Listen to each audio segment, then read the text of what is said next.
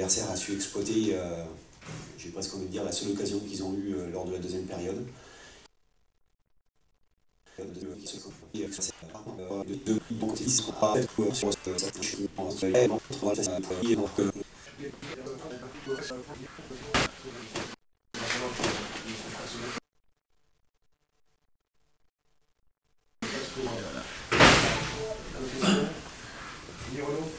Première impression, vous dites que 11 contre 10, il y a un nombre de score, vous auriez dû gagner ce match, quoi. Disons qu'on aurait pris le point assez facilement avant la rencontre. Fatalement qu'après, il y a un sentiment d'inachevé. Hein, c'est comme ça qu'on peut le ressentir. Surtout, c'est pas le fait qu'on soit à 11 contre 10, c'est le fait effectivement, comme vous le dites, de mener et de se faire rejoindre. Voilà. L'adversaire a su exploiter, j'ai presque envie de dire, la seule occasion qu'ils ont eue lors de la deuxième période. Ils ont été ultra efficaces, et du coup on ne l'a pas été parce qu'il me semble qu'on a deux autres occasions très, très franches pour scorer, mais voilà, c'est comme ça. On va dire que c'est un bon point de prix à l'extérieur contre un adversaire qui doit jouer la montée, qu'on continue à enchaîner une série de 4 matchs sans défaite et que c'est plutôt une très belle chose pour un promu. Mais malgré tout, on a le sentiment effectivement de laisser 2 points sur le terrain de Sochaux. Le fait de match, c'est donc l'expulsion de Mignot avec Grange. Vous avez peut-être vu l'image ou pas, c'est toujours un peu à chaud. Il semble l'effleurer, le toucher un petit peu. En tout cas, c'est un vrai fait de match et c'est ce qui vous permet de prendre le dessus, parce que jusqu'à ce moment-là, vous avez été dominé. Ouais, on a fait un début de match difficile. L'adversaire était bien rentré dans la partie, ils ont réussi à nous repousser très bas. Voilà, donc à partir de ce moment-là, effectivement, le fait qu'il se retrouve à 10, ça nous a permis d'avoir un peu plus d'air, d'avoir un peu plus le ballon, tout simplement, de jouer un peu plus haut. Mais après, l'effet de jeu, il y en aura tout le temps. Il y en aura tout le temps. La décision, à partir du moment où l'arbitre siffle, est logique. Voilà, je pense qu'il peut guère faire autrement, il me semble en tout cas, avec le plus de lucidité possible. Voilà, mais bon, l'effet de jeu, il y en aura tout le temps. Ça fait partie des matchs. Voilà.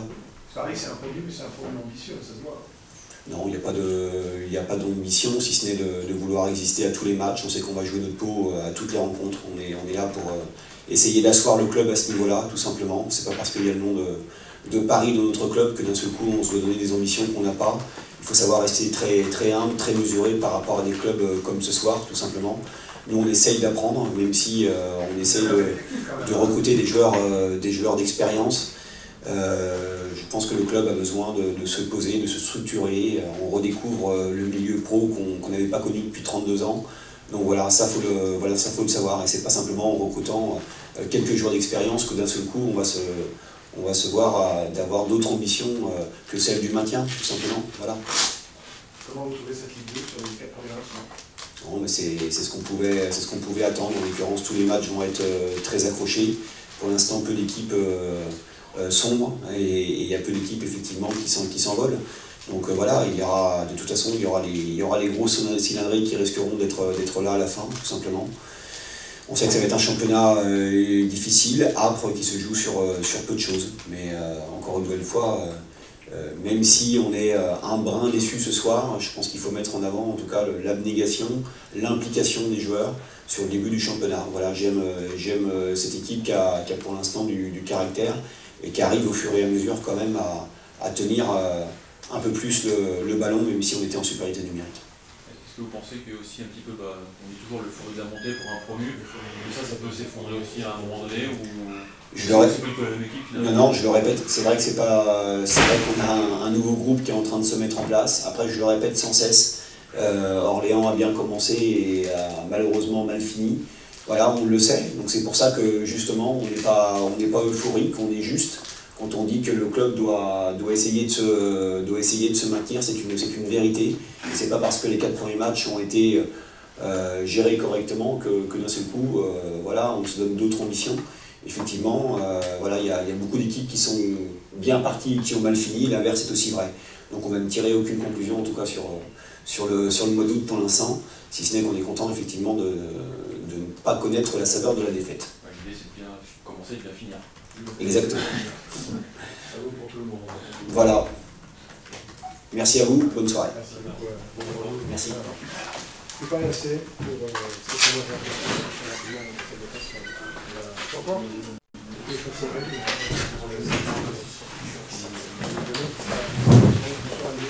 Bonsoir.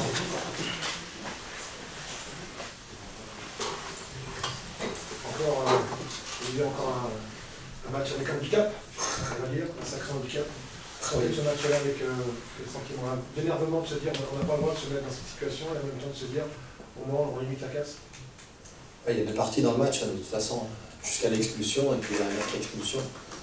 La première partie de notre match a été très intéressante dans l'utilisation du ballon. On les a pris, on va dire, un peu à la gorge, un peu plus haut, on a essayé de leur mettre beaucoup de pression et finalement ils n'arrivaient pas du tout à ressortir le ballon. Toute la stratégie qu'on avait mis en place a été respectée. Et malheureusement, quand vous avez des situations en profondeur, à un moment donné il faut arriver à mieux les gérer et l'expulsion, elle n'est pas sévère, elle paraît complètement logique. Maintenant les faits montrent qu'on se donne un handicap pour le match. On n'avait pas besoin de ça déjà, notamment à domicile. Malheureusement derrière, on a essayé de faire au mieux au niveau tactique, en sachant que jouer pratiquement 1 heure à 10 ça allait être compliqué. Mais je trouve que les garçons ont eu beaucoup de courage, beaucoup d'abnégation pour aller chercher ce résultat. Et je leur ai dit que ce point allait énormément compter à la fin de la saison. Vous finissez sur quel sentiment alors?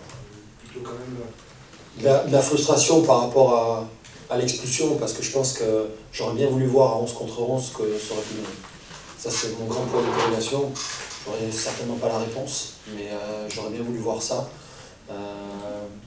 La frustration, oui, mais au vu des efforts qui ont été concédés tout au long du match, et notamment à 10, je pense que je peux être fier de mes joueurs. Qu'est-ce qui arrive à Jean-Pascal?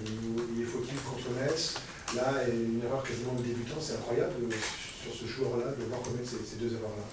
Écoutez, après, il y a des faits de jeu qui, à un moment donné, malheureusement, il faut avoir encore plus de rigueur, plus de concentration, parce que les erreurs, vous les payez, en ce moment, on les paye cash. Je crois qu'on a un petit record là, en termes de carton rouge depuis le début de la saison. Face à Niort, on en a eu un encore à Clermont, donc ça fait quand même, ça commence à faire beaucoup. 4 en 5 matchs, ça commence à faire beaucoup. Bon, après, je n'incrimine pas du tout l'arbitrage, en tout cas, il a fait son travail, je pense, sur l'ensemble de la rencontre. Mais bon, nous, par contre, on doit faire preuve de beaucoup plus de discipline, quoi. Beaucoup plus de discipline, beaucoup plus de rigueur. C'est ce que j'appelle un peu une faute grossière, quoi. Une faute grossière qui nous pénalise, qui nous donne un handicap. Et malgré tout, je pense que voilà, les joueurs ont répondu présent. Ils ont essayé de faire plaisir au public avec les circonstances que vous savez. Le choix de Jean-Pascal Mignot, qui n'est pas au mieux, qui n'est pas à son niveau en ce début de saison, c'était volontaire parce qu'il y avait des matchs à gérer? Non, je ne suis pas d'accord. Pas au mieux. Ça, c'est ce que vous dites par rapport peut-être à la compétition officielle. Jean-Pascal, depuis le début de la saison, au contraire, je l'ai vraiment trouvé bien, notamment sur les matchs de préparation. Après, il a eu un petit souci pendant 10 jours, ça l'a arrêté, et peut-être ça a été un peu plus dur de repartir, mais après, je pense qu'il n'est pas moins bien outre mesure, et je pense qu'au contraire, son expérience est importante pour le groupe, on en a besoin, et on en aura besoin tout au long de la saison. L'arrivée d'Adolphe Teike, c'est quand même renforcer ce secteur-là en défenseur camerounais. C'est pour avoir 4 défenseurs, voilà, on les a maintenant. Donc l'idée c'est que voilà, à travers les suspensions, les blessures, on est toujours contraint un petit peu de modifier ses plans, son schéma tactique, son schéma défensif. Donc voilà, il nous faut à chaque fois pour les défenseurs centraux au moins 4 joueurs sur ces postes-là. Ça vous chiffonne d'en être toujours sans succès après 4 matchs évidemment? Ouais, c'est toujours un petit peu ennuyant, mais bon, c'est vrai que quand on se laisse de tels handicaps, on peut se dire qu'on est content et on aurait mérité certainement mieux, je pense. Mieux, notamment en deuxième mi-temps, où on égalise, déjà à 10 contre 11, mais surtout on a une grosse situation ballon contré qui passe à ras du poteau, et peut-être qu'en marquant ce deuxième but, ça nous aurait redonné encore plus de confiance pour maintenir le résultat. L'association, le milieu entre Radios et Martin, ça a l'air prometteur parce qu'il y a de la créativité, on sent que c'est ce qui manque aussi un petit peu à cette équipe. Ouais, on aimerait s'appuyer là-dessus. Après, la Ligue 2 demande aussi d'autres valeurs que techniques. Il y a aussi l'aspect athlétique qui rentre beaucoup en ligne de mire parce qu'en face, il y a souvent des gros blocs défensifs. On s'aperçoit que le relationnel est intéressant entre ces deux joueurs. Je pense que Flo Martin a fait aussi un énorme match à la récupération. Ce n'est pas vraiment son poste, mais il a fait le boulot. Il a donné beaucoup de très bons ballons. Et puis avec Rouben, c'est vrai qu'on sent déjà, même s'ils se connaissent que depuis 4-5 jours, on sent déjà qu'il y a des choses qui se créent. Maintenant, il faut laisser un petit peu de temps aux joueurs pour qu'ils puissent s'adapter aussi. Il y a eu du déchet sur les centres, sur la première demi-heure, où là, vous faites un décalage, même sur le premier quart d'heure. On se dit que si les centres avaient été mieux finis, ça pouvait passer plus vite. Ouais, bon après, il faut savoir couper les trajectoires, il faut savoir aussi anticiper. Vous savez, on a centré, vous savez combien à peu près, sur les 35 premières minutes? Combien? 14 fois. D'habitude, c'est ce qui se passe sur un match sur toute la longueur, sur 90 minutes. Là, sur 35 minutes, c'est quand même énorme. Après, voilà, passer par les côtés, c'est bien, c'est un registre qu'on doit utiliser beaucoup plus fréquemment parce qu'on a les joueurs pour pouvoir le faire. Après, ça a été moins visible parce que, notamment, un garçon comme Flo Martin s'est retrouvé dans l'axe. Ça a été peut-être un peu plus compliqué de passer par les côtés en infériorité numérique. Vous avez l'impression qu'il faut du temps, le temps il y en a, il n'y en a pas en même temps pour que cette équipe... Moi, je trouve qu'on est sur la bonne voie. On est vraiment sur la bonne voie dans le comportement, dans l'état d'esprit. Maintenant, bien sûr, il y a des choses à corriger. Mais on sent déjà, en termes de solidité, ça commence à devenir plus intéressant. En créativité, on commence à voir aussi à monter d'un cran. Donc c'est bien, l'état d'esprit est là, le comportement est là. Et peut-être que ce point, finalement, ça vaut une victoire. Derrière, c'est là où il faut, parce que vous incitez beaucoup sur la défense, il faut être plus dur et plus rigoureux, évidemment. Oui, plus rigoureux, surtout sur, par exemple, le but qu'on encaisse. On n'a pas le droit de prendre un but sur 80 mètres. Moi, il y a je pense, une très bonne... Je pense qu'il est hors jeu. Sur la situation, il y a un bon maître. On regarde un petit peu les images, mais c'est vrai que sur le coup, on ne doit pas se faire contrer. On doit pas se faire contrer. Joue bien le coup, a priori. Oui, je pense. Et puis Bruno, plusieurs fois, en fait, lève la tête, se retourne pour dire que le joueur était devant. Finalement, ça lui fait perdre du temps et le joueur en a profité. Bon. Oui. Olivier, un mot sur l'adversaire. Comment tu juges ce promu qui a vaincu encore? Oui, a vaincu avec ses qualités. Comme je vous l'ai dit tout à l'heure, j'aurais bien voulu à 11 contre 11 tout le match pour voir un petit peu comment cette équipe allait faire face. Bon, on sent qu'il y a de la solidité, on sent qu'il y a de la percussion.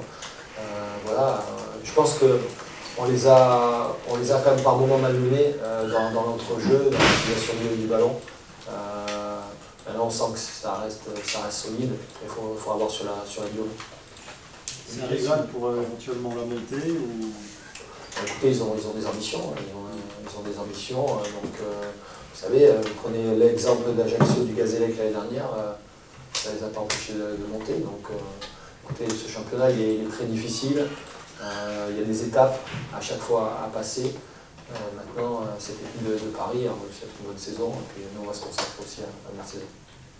Olivier, si on veut être un peu pour la gratter, je ne sais pas si vous avez entendu les sons des tribunes à un moment, choisi d'émission, ça vous touche ou ça vous passe au-dessus? Non, ça vous plaît de me dire ça? Non, c'est parce que ça revient des tribunes et que ça... Oui, ça revient, mais je pense que la meilleure des réponses, c'est celle de joueur. Point. Pas la vie. Merci.